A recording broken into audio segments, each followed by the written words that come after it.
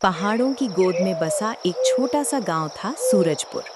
गांव के पीछे एक रहस्यमयी सा जंगल फैला हुआ था, जहां दिन में भी धूप छन छन कर ही जमीन तक पहुंचती थी। उसी जंगल के बीचों बीच एक पुराना नीम का पेड़ खड़ा था। उसकी सबसे ऊंची शाखा पर एक छोटा सा घोंसला था। उस घोंसले में रहती थी एक नन्ही मैना। उसका नाम था मीरा। मीरा बाकी पक्षियों से अलग थी। जब बाकी पक्षी खुले आसमान में ऊंची उड़ान भरते, गोल गोल घूमते और हवा से खेलते, तब मीरा चुपचाप अपने घोंसले के किनारे बैठकर उन्हें देखती रहती। उसकी आंखों में चमक होती, लेकिन पंखों में डर। वो मन ही मन सोचती, काश मैं भी बादलों के बीच उड़ पाती, सूरज की रोशनी को पास से महसूस कर पाती।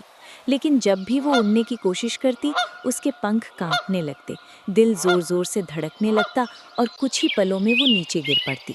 हर बार जंगल के दूसरे पक्षी हंसते, अरे मीरा, तू उड़ने के लिए बनी ही नहीं है, घोंसले में बैठना ही तेरा काम है, इतना डर किस बात का।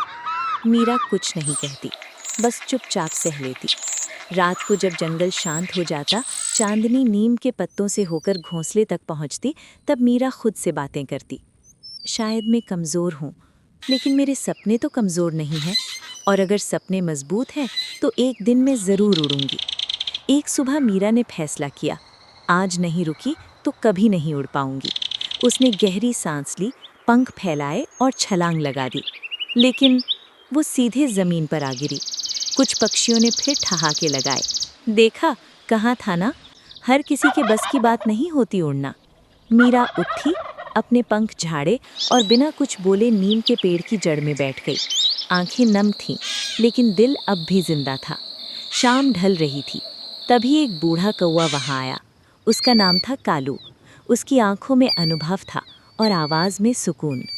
उसने कहा, गिरने से उड़ान खत्म नहीं होती बेटी, जो गिरकर रुक जाए वही हारता है। उड़ान पंखों से नहीं, हिम्मत से होती है। मीरा ने पहली बार किसी की बात पर मुस्कुराकर सिर हिलाया।